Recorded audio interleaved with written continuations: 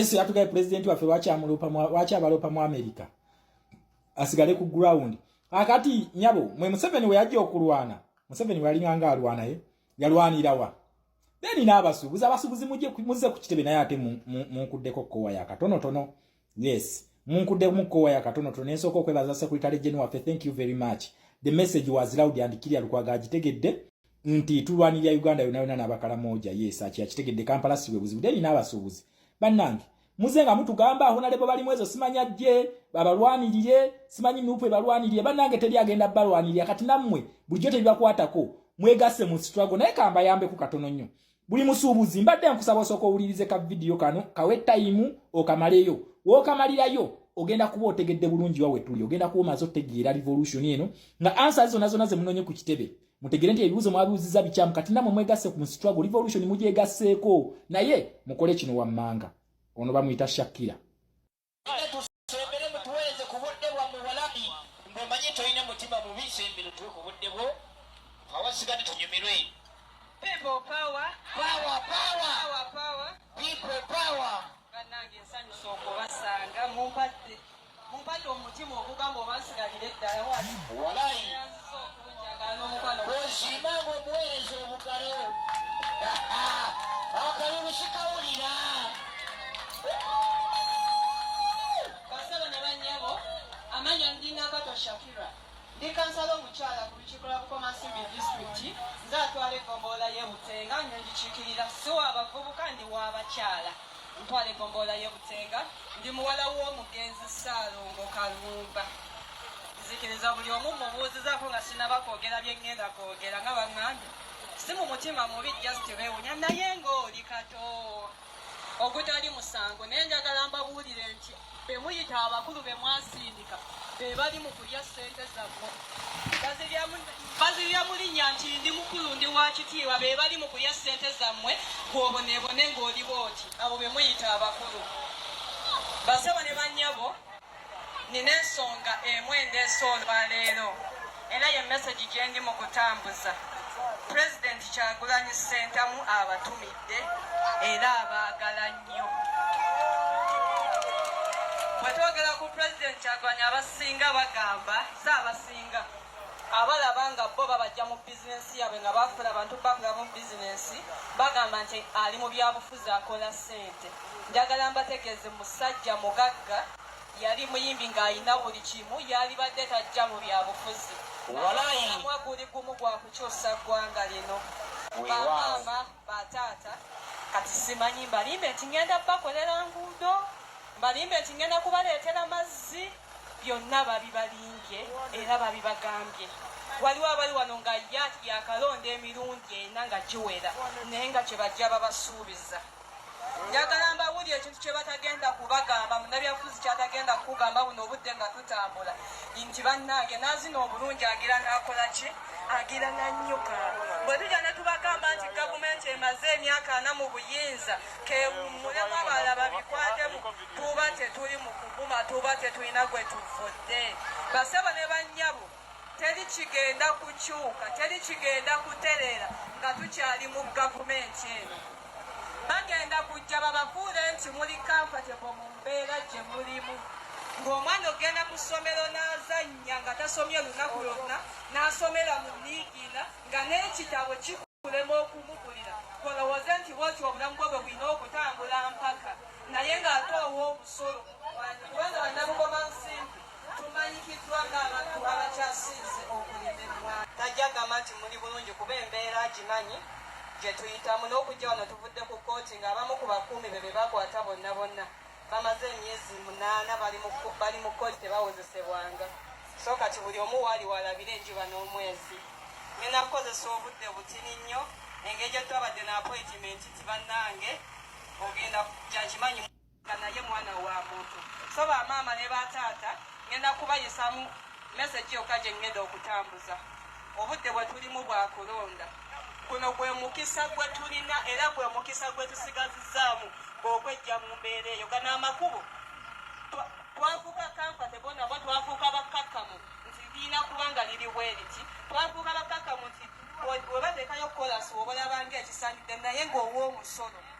ogenda okugula sabbuuni ogula omuti gumu neyagala okukekerezeko emyezi ng'ebiri kubanga gwa bbeeyi naye ng'ogwa omusolo. Maama taata n'abavubuka abalwana njagala kakasa nti kaba kaluuko ke kagenda okuyamba 2026. Akaluuko ke tugenda mufe nga ba NUP twakayise ke tuyita protest vote. Tetugenda kukola violence, tetugenda kuba masasi, tetulina kyakulwanisa kyonna. Wabula tuwakitegedde nti amaanyi gali mu kaluluko. Njagala nkusseemu amaanyi nti oli wa mugaso nnyo nnyo n'okusinga nga bw'okirowooza. Akaluluko kasobola okujja mu mbeera embi, kasobola okukyusa eggwanga lino ly'olaba. Enkyukakyuka esobola okutandikira ku ggwe.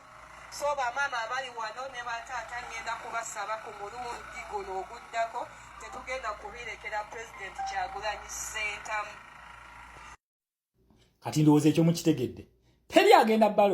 balwanirira. Wabula namwe mwegatte bwegasi wano tujjewo ekizibu. That is it. Teri kirala. Kasiita, Erias Lukwago, Amis Kigundu, amagye, poliisi, kooti byonna bya Museveni. Wabula kye tulina okukola kwekwata wamu, sikubirekera Pulezidenti, sikubirekera bannayuganda tugenda mu protest vote. Bali mwezo gwe mwagala abalwanirira ali omu. Sekretary General ali omu. Pulezidenti ali omu. Joel Ssennyonyi ali omu. Wabula tunegatta ffenna ne twegatta tugenda kujjawo ekizibu kyaffe kubanga tubeera tuweze bangi. Sigenda kwongerako bigambo bingi. Let us meet tomorrow kubanja bisaabulula for God and my country Uganda. Nalese atugaye Pulezidenti waffe wachi abalopa mu America. Asigale ku ground. Akati nyabo mwe Museveni we yajja okulwana. Museveni walinganga alwanaye yalwanira wa. Then abasubuzi muze ku kitebe naye ate munkuddeko kowa ya katono. Yes, munkudde mu kowa ya katono ensoko kwebaza Secretary General waffe. Thank you very much. The message was loud and clear. Lukwago agitegedde nti tulwanirira Uganda yona n'abakala moja. Yes, akitegedde Kampala siwe buzibu. Then n'abasubuzi bannange muzenga mutugamba aho nalebo bali mwezo simanya je babalwanirire simanyi nupe balwanirire bannange teri agenda balwanirire kati nammwe bujote bibakwatako mwegase mu struggle naye kamba yambe ku katono nnyo buli musubuzi mbadde nkusaba soko ulirize ka video kano kawe time okamaleyo wokamalirayo ogenda kuba otegedde bulungi wawe tuli ogenda kuba mazo tegira revolution eno nga answers zona ze munonye ku kitebe mutegere nti ebibuzo mwabuziza bichamu kati namwe mwegase ku struggle revolution mujegaseeko naye mukole kino wammanga ono bamuyita Shakira. Tusembere mutuweze kubuddebwa mu walabi ng'omanyi toyina mutima mubi sembere tuwe kubuddebwo awasigane tunyumirwe. People power. People power. Bannange nsanyusa okubasanga mumpate omutima ogugamba obasigalire ddala wali. Walayi. Osiimanga omuweereza obugalo. Akalulu sikawulira. Basaba ne bannyabo amanya ndina Kato Shakira. Ndi kansala omukyala ku lukiiko lwa Bukomansimbi disitulikiti nze atwala eggombolola y'e Butenga ngikiikirira si w'abavubuka ndi w'abakyala ntwala eggombolola y'e Butenga ndi muwala w'omugenzi Ssaalongo Kalumba nzikiriza buli omu mubuuzizaako nga sinaba kwogera bye ŋŋenda kwogera nga baŋŋambye si mu mutima mubi just beewunya naye ng'oli Kato ogutali musango naye njagala mbabuulire nti be muyita abakulu be mwasindika be bali mu kulya ssente zammwe bazirya mu linnya nti ndi mukulu ndi wa kitiibwa be bali mu kulya ssente zammwe bw'oboneebone ng'oli bw'oti abo be muyita abakulu basaba ne bannyabo nina ensonga emu endeese olwaleero era ye message gye ndi mu kutambuza Pulezidenti Kyagulanyi Ssentamu abatumidde era abaagala nnyo. Bwe twogera ku Pulezidenti Kyagulanyi abasinga bagamba saabasinga abalaba nga bo babajja mu bizinensi yaabwe nga bakola abantu bakula mu bizinensi bagamba nti ali mu byabufuzi akola ssente. Njagala mbategeeze musajja mugagga yali muyimbi ng'ayina buli kimu yalibadde tajja mu byabufuzi. Walayi guli gumu gwa kukyusa ggwanga lino. Bamaama bataata kati simanyi mbalimbe nti ngenda bakolera nguudo mbalimbe nti ngenda kubaleetera mazzi byonna babibalimbye era babibagambye. Waliwo abali wano nga yakalonda emirundi ena nga giwera naye nga kye bajja babasuubiza njagala mbawulire ekintu kye batagenda kubagamba munnabyabufuzi kyatagenda kukugamba buno obudde nga tutambula nti bannange naazina obulungi agira n'akola ki agira nannyuka bwe tujja ne tubagamba nti gavumenti emaze emyaka 4 mu buyinza kewummulemu abalala babikwatemu tuba tetuli mu kuguma tuba tetulina gwe tuvudde basaba ne bannyabo teri kigenda kukyuka teri kigenda kuterera nga tukyali mu gavumenti eno bagenda kujja babafuule nti muli comfortable mu mbeera gye mulimu ng'omwana ogenda ku ssomero n'azannya nga tasomye lunaku lwonna n'asomera mu liigina nga n'ekitabo kikulema okumugulira olowooze nti bwoti obulamu bwe bwe bulina okutambula mpaka naye ng'ate ow'omusolo kubanga bannabugoma nsimbi tumanyikiddwa ng'abantu abakyasinze okulimibwa tajjagamba nti muli bulungi kuba embeera agimanyi gye tuyitamu n'okujja wano tuvudde ku kooti ng'abamu ku bakuumi be bakwata bonna bonna bamaze emyezi 8 bali mu kooti tebawozesebwanga so kati buli omu waali walabira enjuba n'omwezi ngenda kukozesa obudde butini nnyo engeri gye twabadde na appointment ti bannange ogenda kyakimanyi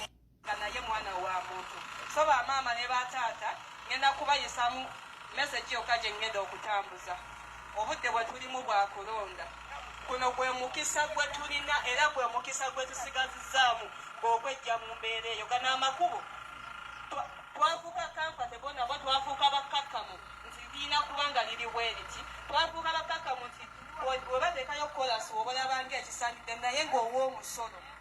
ogenda okugula sabbuuni ogula omuti gumu nayagala okukekerezeko emyezi ng'ebiri kubanga gwa bbeeyi naye ng'ow'omusolo maama taata n'abavubuka abalwano njagala kakasa nti kaba kaluuko ke kagenda okuyamba 2026